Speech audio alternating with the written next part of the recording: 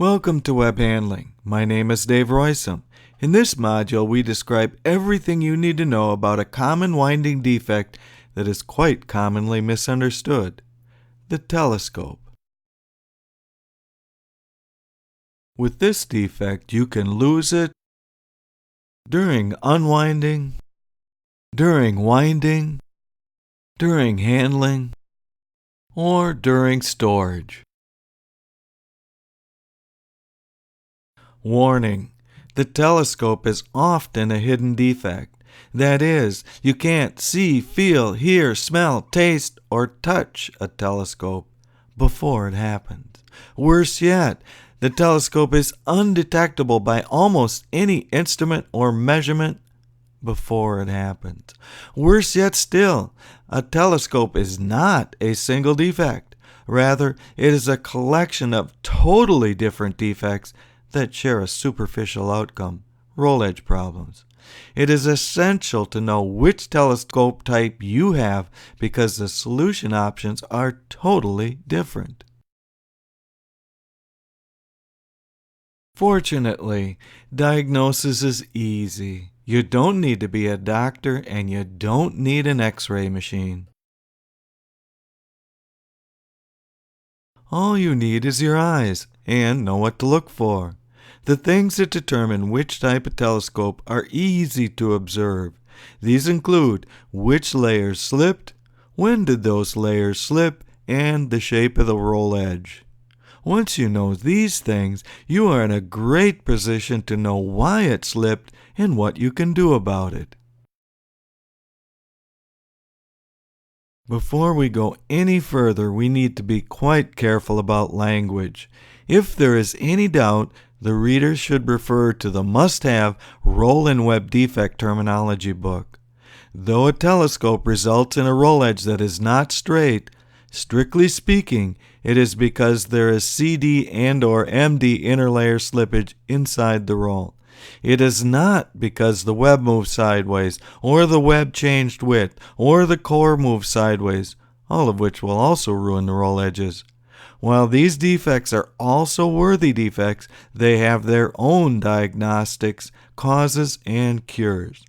Another thing to keep clear is that a telescope cannot be caused solely by profile variation. Other ingredients are also required. However, having said that, gauge profile problems will make telescoping problems much worse in terms of frequency and severity. Let us begin with the most common case of telescoping that we will designate Type 1A. In this case, we are winding on a core-supported roll. Thus, this could be a simple center wind, a center wind with lay-on roller, or a center surface wind. We will use the simple center wind as an example because it embodies the essentials of this telescope type without adding the complexity of additional control settings. Recall from the winding modules of Web 101, the simple center wind has a tension knob and it may be tapered, as we will see shortly. In any case, the roll begins to wind okay. By this, I mean that the roll edges are relatively straight. However, before you finish the wind, the roll appears to shift sideways. When you finish, you must carefully observe two fingerprint characteristics of this defect. The first is that the roll edge may have a characteristic straight curve shape. The second, and more important, is that the edges of the roll near the core and near the top are aligned as shown by the ruler in this picture.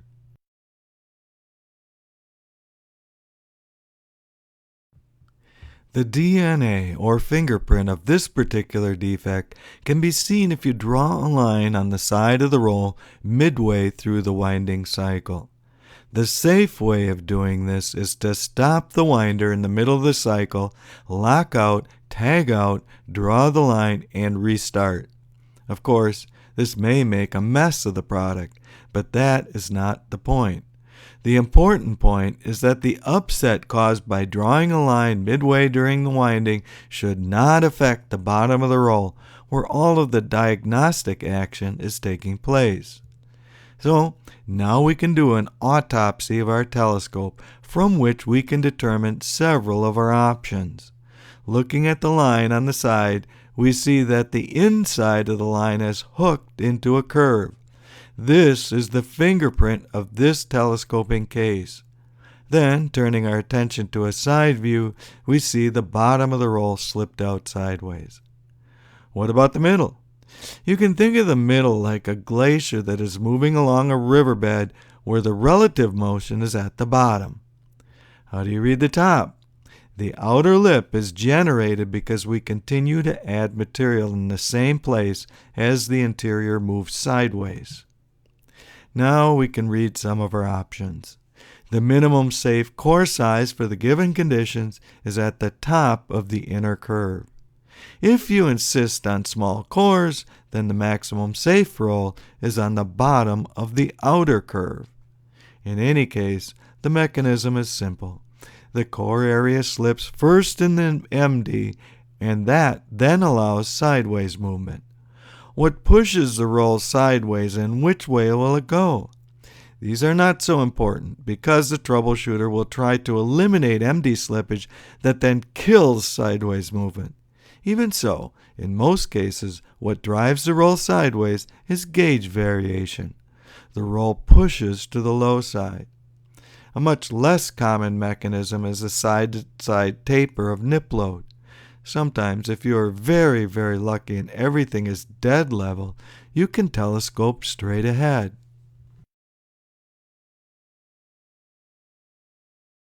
To be sure that we have the right telescoping case and thus list of remedies, we check against key observations. First, this case is for a center wind or a center wind with lay-on or a center surface winder, basically any core-supported winder. Second, and most definitively, there is J-line motion near the core. The other roll-shaped change observations are subtler and not quite as definitive. Even so, the appearance of this defect quite often goes from a wound roll edge that changes from straight to straight curve during the latter part of winding. It will not be a single smooth continuous curve or a sudden offset at one radius inside the roll, and is usually not irregular. The most common cause is due to torque at the core exceeding the abilities of the layers to transmit that torque without sliding. This is the slippery version of this defect. There's a much less common cause that is due to merely rotating roll weight. You can think of the situation just like how a tire and tube walks on the rim when either the tire is overloaded and or the tire is underinflated. This motion is common when winding or unwinding large rolls of soft materials such as nonwovens, textiles, and tissue on tiny cores. For simple and practical purposes, we do not need to differentiate between these two because they are obvious by the material's properties and because the list of remedies is nearly identical. So, what can we do once we have properly identified the specific case? We have several options, and we will list every one here. The first thing we could do is go to the product developer and say, what were you thinking making our product so slippery? How far do you think that will get you? Not very, because the product developer does not know and thus cannot care that they are one major cause of the problem. You could ask the customer, what is the best core size for the current situation? Your customer, in this case, the wound roll, will tell you. For the current situation, the minimum safe core diameter is the boundary between the inner curve and the straight line. Now, try and talk your end-use customer into 6-inch cores when they ask for 3-inch cores. You can also ask your end-use customer whether they wanted short rolls, say 2 1,000-meter rolls instead of one 2,000-meter roll. That is going to float like a lead balloon. Yet, it is not just a treatment, it is a killer solution. Finally, you could ask the winder operator to live with side guards or live with waste forever. That again is going to float like a lead balloon. That's it. That's your list. Or is it? Oh, we forgot the first thing that any web handler, including Winder person, should consider. That is, we can offer help by changing tensions. The answer is help for sure, but not necessarily complete remedy. That depends on the details. So, we clearly need to start at maximum tension to build maximum pressure near the core in order to be able to transmit large torques that will be imposed later in winding. Everyone should be able to find maximum. On brittle materials, it is 5, 6, 7, bang, you found it. Or it might be 7, 8, 9, 10. Is that motor I smell? Then what? Taper. You never heard a good word about taper from me. You will also not hear it from your customer, the wound roll. Do you want to start loosening the roll near the bottom? Hell no. You want to hold maximum tightness until you are a few centimeters or a few inches beyond the defect zone. Then you begin your taper. Taper to what? Minimum, of course. And of course, all of you know how to find minimum for your system. In summary, the first thing we should do is maximum tightness at the core, reduce smoothly to minimum tension at the outside. After that, the problem may not have a winding solution.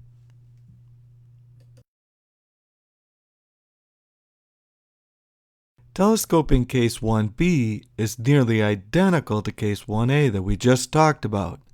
The distinction is that 1b occurs during unwinding instead of winding. Because of this, there is no outer loop because we're removing rather than adding materials. In other words, just curve straight instead of curve straight curve. The other minor distinction is that we have one more remedy option. Reduce unwind tension at the beginning until you have passed through the risky diameters where tension at a large radius might exceed the torque carrying capacity of the inside.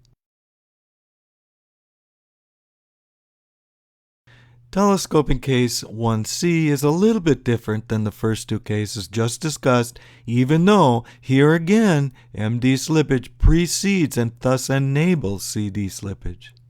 This type of telescoping can occur during winding, unwinding, or handling. Here, the fingerprint observation is a sharp-edged offset at a particular radius. The cause is a few loose layers that were either wound looser, such as might be caused by poor TNT control, but more likely by merely stopping the winder, such as at a splice, especially if the unwind is a mechanical brake instead of a regenerative motor that can back tension the web prior to restarting the wind. If the slip is at the fiber core, then we also need to check the quite common subcase of wet cores drying out and in the process shrinking away from the inside of the roll. This was discussed in great detail in module Web201.65e. The next statement may seem to be counterintuitive, but it is nonetheless quite true in many situations. That is, just because you can wind without a telescope does not mean your customer can unwind the same roll without a telescope. There are at least 4 reasons for this. First, your customer may unwind at higher tension than you wound at. Second, your customer may have a very jerky unwinding process, such as typified by the step and repeat thermoforming operations. Third, there is a notable tendency for some materials to get slipperier with time. These include slip agents migrating to the surface in film and waxes migrating to the surface on some inks and coatings. All you have to do is change the few outer molecules of the surface and you have made the web product more slippery. Finally, as we discussed in the core module, a fiber core can dry out and shrink away from the inside of the roll. In that case, you would get a square-edged offset at the core, similar to case 1c. It is the job of the winder technician to properly diagnose which subcase is the one troubling any particular product and customer.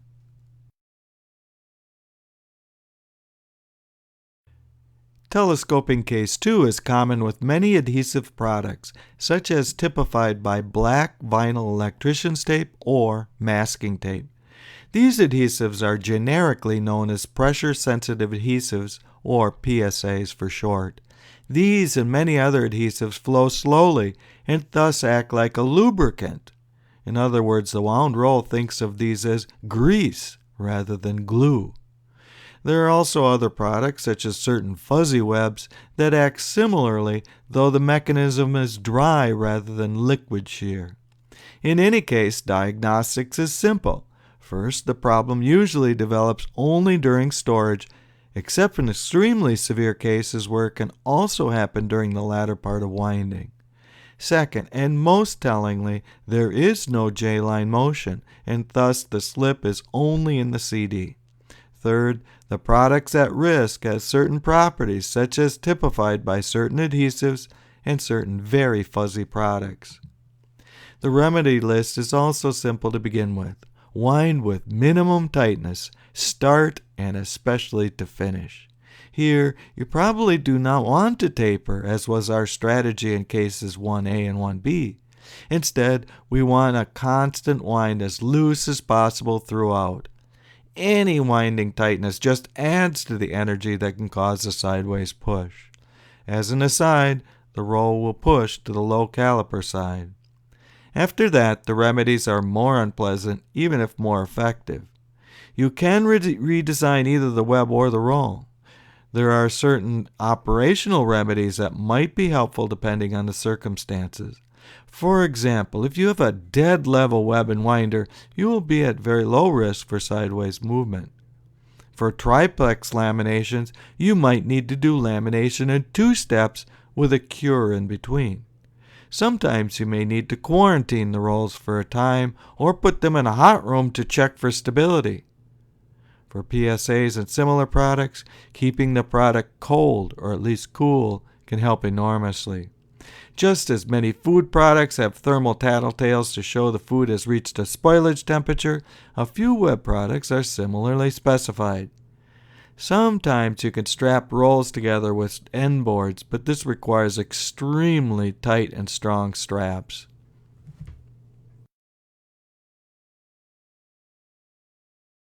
Since the root cause of the problem is as much with product process design as with winding, it would be appropriate to at least complete our remedy list by looking at DFM, or Design for Manufacturability.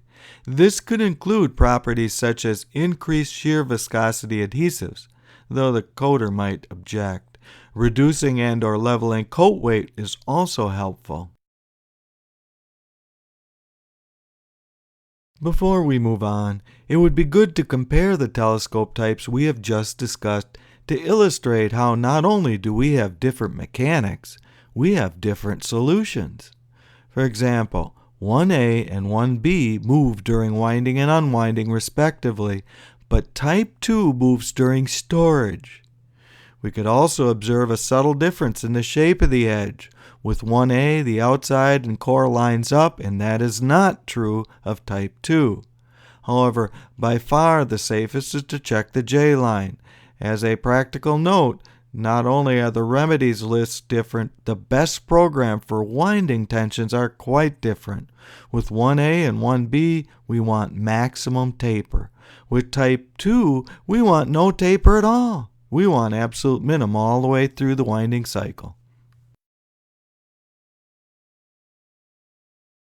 Telescoping case 3 happens during handling, especially if the roll is picked up by the core.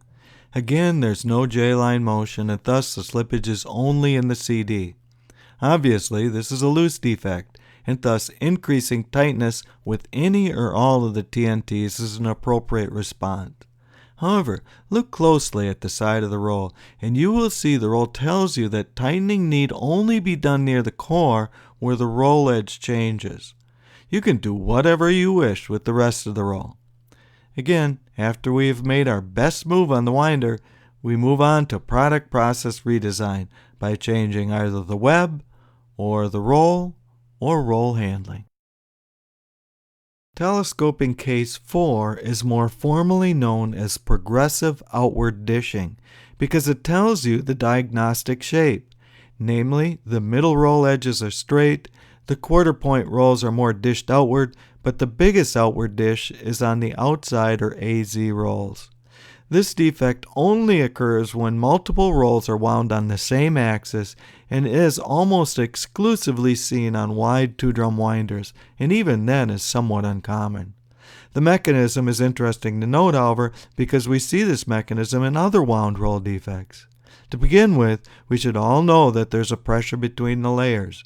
This, of course, must cause the layers to get thinner. What you might not have considered is that the layers must also get wider due to the Poisson effect. It is similar but opposite effect as the necking of a web due to tension.